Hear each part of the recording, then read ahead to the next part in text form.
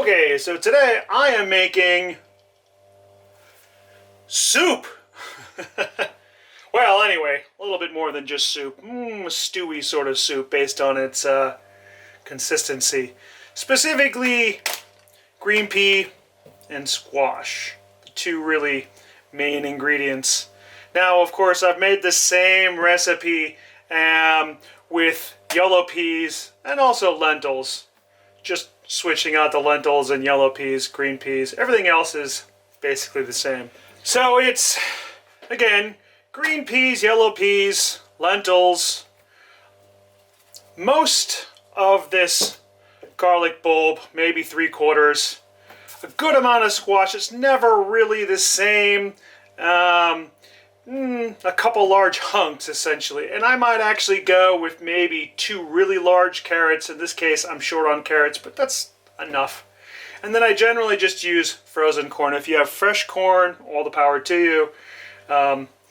And 1 really good size onion. Now the squash is very common here in Chile. In the United States, honestly, the problem is here in Chile they say zapallo, which translates as squash. But the problem with that is that, well, when you say zapallo, this is basically all they have.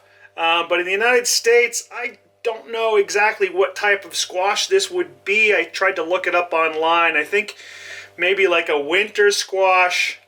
It's a really big, it's almost like the size of a pumpkin, and I've even heard them translate it as pumpkin, but it's not pumpkin. Some of them are wider in color, or this one's kind of got a greenish color to it. And they have a really thick, as I like to call a really thick meat in it. It's really hard, like a potato. Really takes a long time to cook. But when you cook it down in the soup, it'll essentially disintegrate and create a really nice thick consistency that really gives the soup a good flavor. And again, by changing the types of peas, whether it's a yellow pea or lentil, that difference also significantly affects the flavor. Okay, so let's get started. First thing, the peas. So what I usually do is I dump the peas into this large measuring cup. I've always used the same one. I know what the quantity is.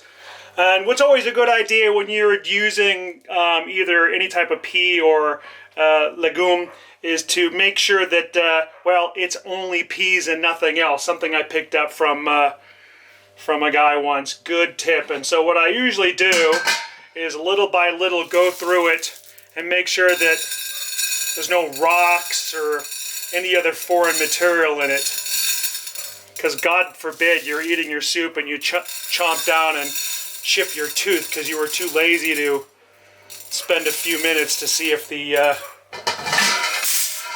peas were just peas. And so just little by little I just go through them like this. For example, well, I'm sure that's just some other type of pea, but reject.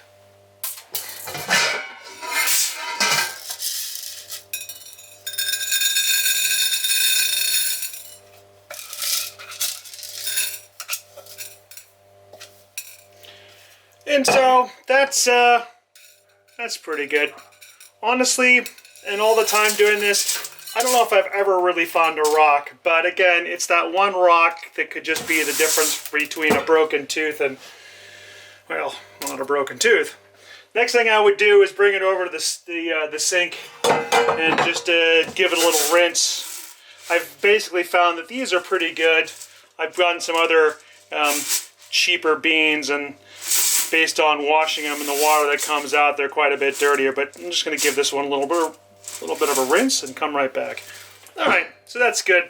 There's one other thing I wanted to say. Depending on the type of beans or peas that you buy, now of course this bag's in Spanish because I'm living in Chile. But down here it says sin remojo, which is essentially not soaking. You don't need to soak it. And honestly, I know I've seen this brand in the United States. I haven't worked in a supermarket. But depending on the quality or price, probably price related, you may or may not need to have to soak these before using them. These, based on the fact that they say that they've been picked recently, don't need to be soaked. Otherwise, if it doesn't say anything, I would assume you need to soak it. So, much like with my hummus, with the garbanzo beans I use, you really need to soak them overnight. I would actually heat up the water and then let it soak, maybe heat it up once more to speed up the process a bit before you start cooking it. But again, in this case, I can just start cooking them right away, and basically when the cooking process is done, I can just dig in. So, for the water, what I generally do is, because you can always use more or less, you don't need to use this much. I'm usually cooking this much so that I have one meal. I would eat it with some bread or something else for, you know, maybe as much as 5 or 6 days. You can always use less. The idea is really the amount of squash and peas you're using and water. And so what I generally do is I have this 2 cup, well, it's really heaping 2 cup. 2 cups is up to here, but the peas fill the cup. And so I usually go about 4.5. So I would say like 4.5 to 1. So if you don't want to make quite as much, you could use that. And you could put 5 to 1 and it would come out a little soupier. And you could use 4 to 1 and then it would just be a lot thicker. And I went a little past, but that's fine. And at this point, it's ready to start cooking, because the thing that's going to take the longest to cook, even though the squash takes quite a bit to cook down, is getting those peas going. So I'll set it on the stove and set it on high until it starts to boil, at which point I'll simmer it for the rest of the cook. So the next up, the squash. So for the squash, the idea is, of course, this is the most laborious part. Cutting this into nice, easy to manage pieces. And so once you got it down to about like that size, then I would go little by little with cutting off the sides. Now I could get it really close and get the most out of it, but it's just so much work. If I lose a little bit off the side, I realize I'm in my shadow. I just happen to be doing this later in the evening, so I don't have as much light. So just get off as much as that as you can. And then my idea is really getting it into the smallest piece. I suppose I could throw it into a food processor, but I just get them in little squares about like that size. Based on the amount of time it's going to take for me to cook the peas up, it works about right. And I just want them all down about this size. And so I'll go and do the rest of these. Whew. Okay. It's my least favorite part, is cutting a squash. It's just a little too monotonous, but it's gotta be done. Now actually I do have some frozen in the freezer, but which I was going to use. Actually, I was going to cut this up and freeze this and then use some of the other stuff, but I forgot.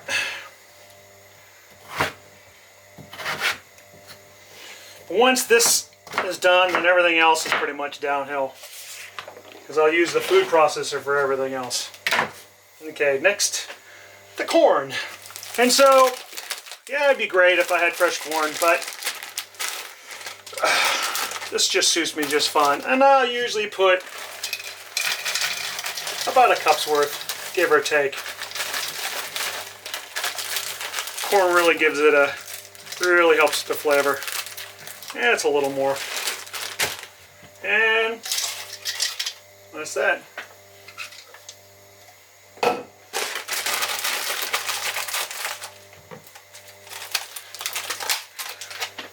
And next, the carrots. Uh-oh, gotta peel. So now finally peeled, I got the carrots. I usually like to top off the ends. Certainly the top would be kind of nasty. And just for aesthetics, I like to cut off the other tip of it. I don't know, just my thing. I don't have that many carrots here, so I'm just going to slice these up into some manageable chunks that my food processor can deal with.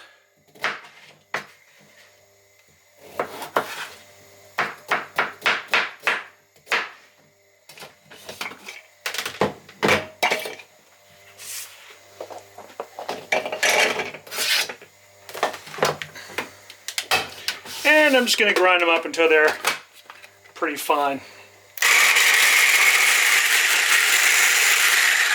And let's see how that came out. Yeah, that looks pretty good.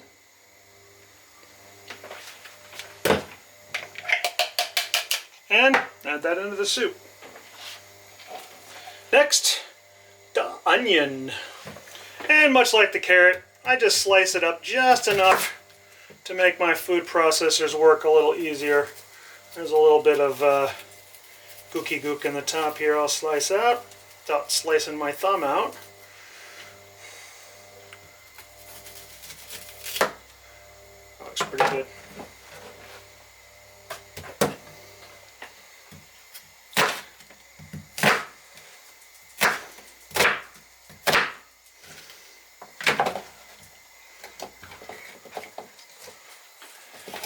And while food processing these,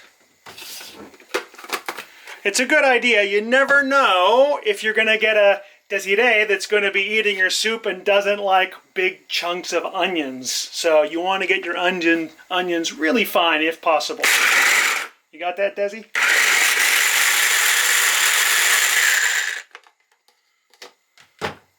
Alright, that looks pretty good, I think. What does Desi say? Too small? Too big? Just right? Okay. And into the soup it goes. And finally, actually not finally, there's one other really important ingredient that I just wouldn't even imagine cooking without, and that is just sal, or as the gringos like to say, salt. And generally for this amount, I'd usually just put in like a sort of heaping tablespoon of salt. About like that. And sometimes it's good to go a little under because, again, once you go over, there's no way to get it out. And so that's a good amount. And I can always add a little bit later. I'll throw it in, give it a little stir. Again, if it's not enough, I can just add a little bit later on. And now, last but not least, the ajo. Yeah, that's what we say, ajo, here in Chile. The garlic. And I'm going to want to use most of this, probably. And through the magic of filmmaking, boom, done. Right, not quite. Pretty close. And just taking off the peels. Some of these are going to come off easier than others. And slice off some of the gooky parts on the hard end. But most of these, skin on, again, and just give it a little squeeze, and most of the peel will just come right off. That one worked nicely. And I'll just go around and do the rest. And once I get them all trimmed up, last thing, just give them a slice. Now, I could put them in the food processor, but as I value my garlic, and I'm really not that concerned about getting small pieces. For example, when I'm doing my hummus, I really want to get small pieces. Some other types of things I might want to use the food processor. For example, if I'm making salsa, I really want to get fine pieces. But when I'm making the soup, I'm less concerned about that. And so usually what I'll do, there's no way to get good light on this, is give them a little slice in half and just get them in reasonable pieces. I want them small, but not too small. Again, if I were eating something fresh, you wouldn't want to get a giant piece of garlic. It'd just be overwhelming. You want to get them as small as possible. But when you're cooking it and the garlic flavor is getting distributed throughout the soup, having a larger piece is not really as much of a concern. So I'll just go about doing the rest of these. And just about done there. All right, I'm gonna dump those into the soup.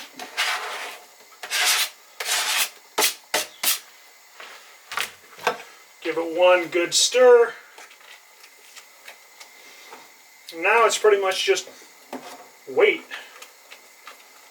I would say maybe an hour and a half or something. And so you can see now it's just starting to foam up around the edge, so it's just about boiled. I'll give it just a little bit more, because once it starts to boil, it's just going to start to expand, and then, well, it goes everywhere. Two more things I would highly recommend are some hand mashers. I have 2 of them. Either one of these, any roll style would work well, but as you're cooking, it's nice to go along, and now the squash is already still pretty hard, but as it softens up, I'm going to want to sort of help it along and push it down to help with the process. Yeah, again, now the squash is still pretty hard, but that's the general concept. So every so often, come around, also kind of scrape the bottom, make sure it's not burning. And so I would do that every 10 or 15 minutes or so until it's done. So it's been about 30 minutes, and as you can see, it's boiling nicely. The squash, now I could pop a little bit out, but here, even if you could get it on the side, I don't know if I can manage this without getting my hand in the water. Yeah, the squash is really getting soft, and so now is a good time for me to start giving it the squishies. Yeah, because I can lift just a little bit of this up and I can tell, yeah. It just sort of, it's almost like butter now. So this is going to be good in another, I don't know. I like to cook the heck out of it just in case. Of course, the peas probably take a little longer than the squash. And again, I just like to go around and give it some squishies.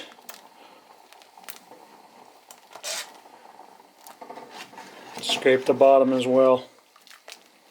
And I'll just repeat maybe once or twice more.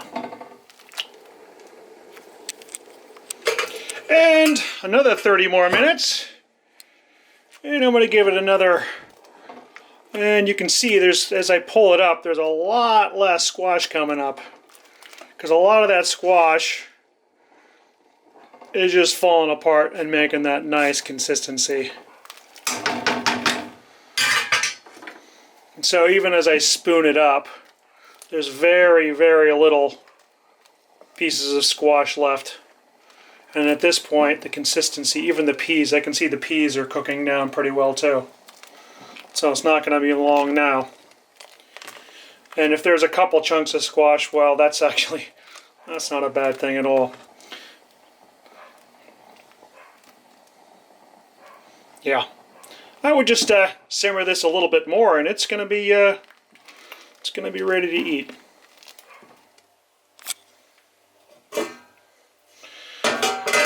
So I actually stopped cooking it some time ago. And I actually like to let it sit for a bit and sort of cook itself in its own heat with the top on to make sure that, not make sure, but just give it a chance to soak in and fully cook. And you can see now it looks like it's sort of a medium thickness, but once I put this in the refrigerator, I'll actually leave this out overnight. And tomorrow morning I'll stick it in the refrigerator, and once I take it out, it'll separate some, and I'll just mix it around a bit, but it'll be significantly thicker. And this is actually just about perfect. That's just the way I like it.